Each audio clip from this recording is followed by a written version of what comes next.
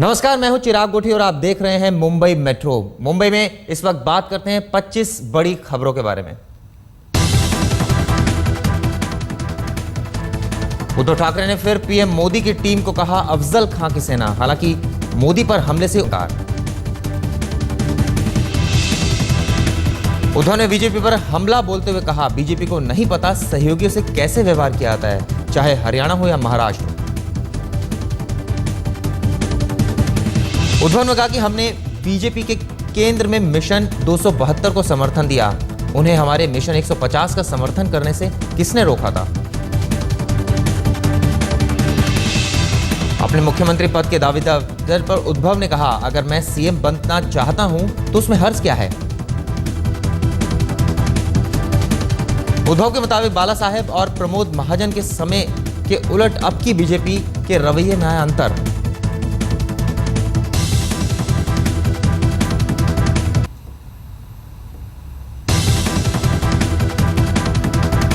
कांग्रेस उपाध्यक्ष राहुल गांधी का प्रधानमंत्री पर वार, कहा चुनाव में पाक चीन को लेकर बड़ी बड़ी बातें करने वाले मोदी अब क्या कर रहे हैं। हो जाएगा, आएगी उन्नति की आंधी, कांग्रेस की जीत आज पक्की है। तो पाकिस्तान कुछ नहीं करेगा, चीन कुछ नहीं करेगा।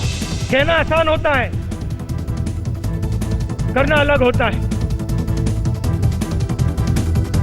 महाराष्ट्र के रायगढ़ में चुनावी सभा में बोले राहुल, कहा जब चीनी सेना लद्दाख में घुसपैठ कर रही थी उस वक्त हमारे पीएम वहां के राष्ट्रपति के साथ झूला झूल रहे थे।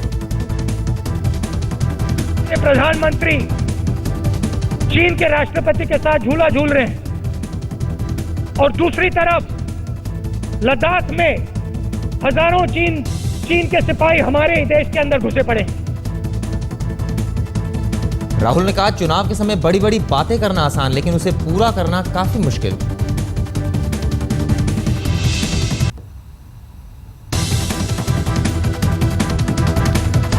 महाराष्ट्र बीजेपी चीफ देवेंद्र फडणवीस ने भी दोहराया पीएम मोदी के शब्द, बोले कोई नहीं तोड़ सकता महाराष्ट्र। फडणवीस ने कहा कि चुनाव में 3-4 दिन बचे हैं, इसलिए बेहतर होगा दूसरे दल मुद्दों पर बात करें। नारायण राणे ने फिर उठाया आरबीआई के 3 विभागों को दिल्ली शिफ्ट करने का मसला, कहा हम किसी कीमत पर ऐसा नहीं होने देंगे। फिर खुलकर आई नारायण राणे और पृथ्वीराज चौहान के बीच खुन्नस। राणे ने कहा चौहान को सीएम के तौर पर नहीं प्रोजेक्ट कर रही है पार्टी।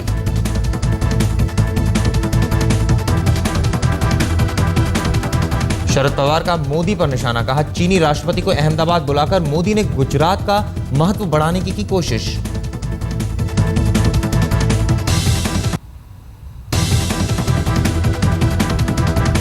बॉम्बे हाईकोर्ट ने पूर्व मुख्यमंत्री पृथ्वीराज चौहान को एक पीआईएल पर भेजा नोटिस, खेल कोटे से सरकारी नौकरी दिए जाने पर नियमों की अवहेलना का मामला। प्रधानमंत्री के स्वच्छता अभियान में उद्योगपति अनिल अंबानी ने भी लगाया जोर, सुबह सवेरे मुंबई में चर्च गेट पर लगाया झाड़ू।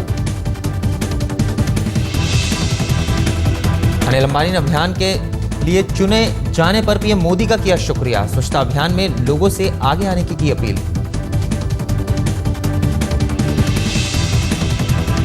रुपए में लगातार दूसरे दिन भी मामूली सुधार, 3 पैसा चढ़कर $1 के मुकाबले 61.40 पर बंद। त्योहार के सीजन में बढ़ रही मांग का असर दूसरे दिन भी सोने के भाव पर दिखा, 120 रुपए चढ़कर सोने का भाव हुआ 27,400 प्रति 10 ग्राम। राहुल गांधी आखिरकार महाराष्ट्र के विधानसभा चुनाव प्रचार में उतर ही आए। रायगढ़ से मंच संभालते ही उन्होंने प्रधानमंत्री नरेंद्र मोदी पर निशाना साधा। उन्होंने कहा कि लोकसभा चुनाव प्रचार के पहले ही जितने वादे मोदी ने किए थे वो सब झूठ निकले। 2 राज्यों के लिए एक दौर का चुनाव प्रचार बीत जाने के बाद कांग्रेस के उपाध्यक्ष हाजिर हुए हैं। महाराष्ट्र के रायगढ़ से उन्होंने अपने प्रचार की शुरुआत की है और शुरुआत करते ही उन्होंने अपने सबसे बड़े सियासी बैरी को काटा है। कह रहे हैं कि जब भारत के प्रधानमंत्री चीनी राष्ट्रपति के साथ झूलने और झुलाने में मगन थे तब चीन लद्दाख में घुसपैठ के खूंटे गाड़कर बैठा था। चीन के राष्ट्रपति के साथ झूला झूल रहे हैं और दूसरी तरफ लद्दाख में हजारों चीन के सिपाही हमारे ही देश के अंदर घुसे पड़े हैं, एक शब्द नहीं कहा। टूर चलता गया,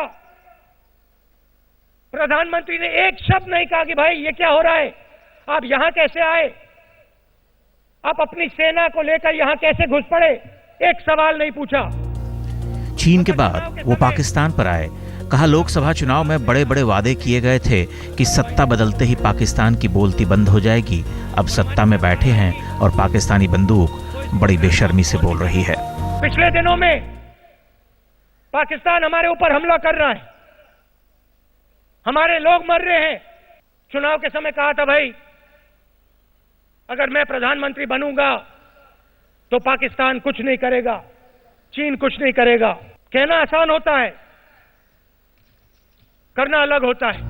और कोंकण में चीन और पाकिस्तान के बाद राहुल गांधी उस सूबे में लौटे जहां खड़े होकर वो सत्ता में बने रहने की जद्दोजहद कर रहे हैं। उन्होंने कहा कि प्रधानमंत्री जिस गुजरात की मिसाल देते हैं वो तो महाराष्ट्र से पीछे है। एक ऐसा आंकड़ा नहीं है जिसमें महाराष्ट्र बाकी प्रदेशों के आगे नहीं। मगर बीजेपी के नेता यहां आते हैं, कहते हैं भैया महाराष्ट्र को मैं गुजरात बनाना चाहता हूं। अरे भाई आप गुजरात से आगे हैं, यही या ठिकाणी स्वागत करतील। राहुल गांधी ने अपनी पहली चुनावी सभा में ही मोदी को घेरा, क्योंकि महाराष्ट्र में मोदी के निशाने पर कांग्रेस एनसीपी है।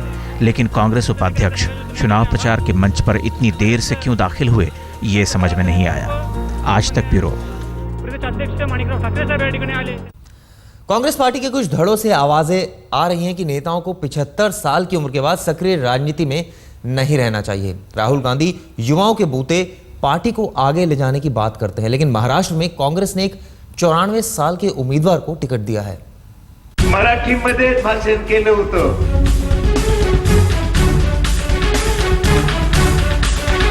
झक सफेद लिबास पहने और सफेद टोपी लगाए ये हैं कोल्हापुर की शिरोल तहसील से कांग्रेस के उम्मीदवार सारे पाटिल। 94 साल की उम्र में कभी कभी इन्हें चलने के लिए सहारा लेना पड़ता है, लेकिन कई बार प्रचार के दौरान इनका जोश देखने वाला होता है।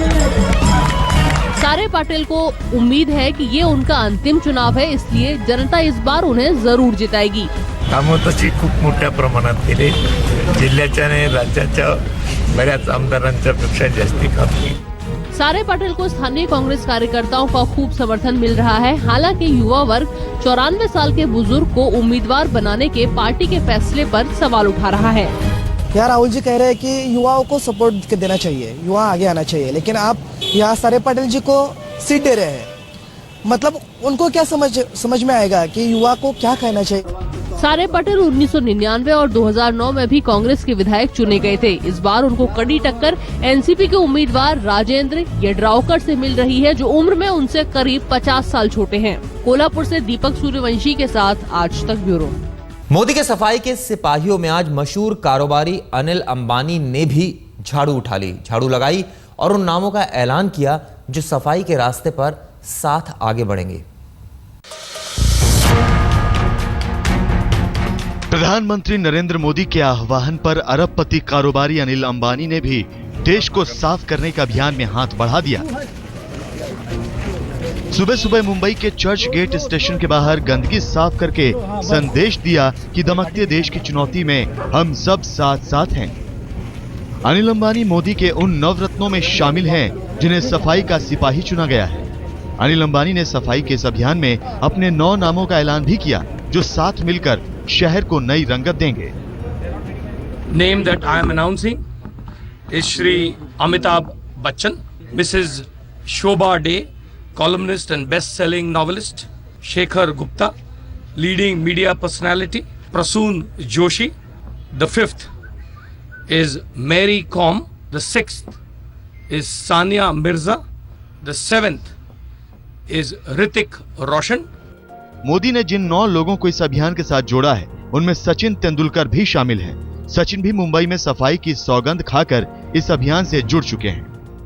हम भी हाथ बढ़ाएंगे सफाई की तरफ और भारत को जितना साफ रख सकते हैं उतना साफ रखने की कोशिश करेंगे। ये शुरुआत है। प्रधानमंत्री ने खुद झाड़ू थामकर देश को संदेश दिया था कि सफाई का कर्तव्य हर किसी को निभाना होगा। मोदी के मंत्रियों ने भी दफ्तर से लेकर स्टेशन तक में गंदगी का नामो निशान उड़ाने की कसम खाई। प्रधानमंत्री ने साल के 100 घंटे सफाई के नाम पर मांगे ताकि देश को नई पहचान मिल सके। आज तक ब्यूरो। मुंबई मेट्रो में वक्त है एक ब्रेक का। देश और दुनिया की बाकी खबरों के लिए आप देखते रहिए आज तक।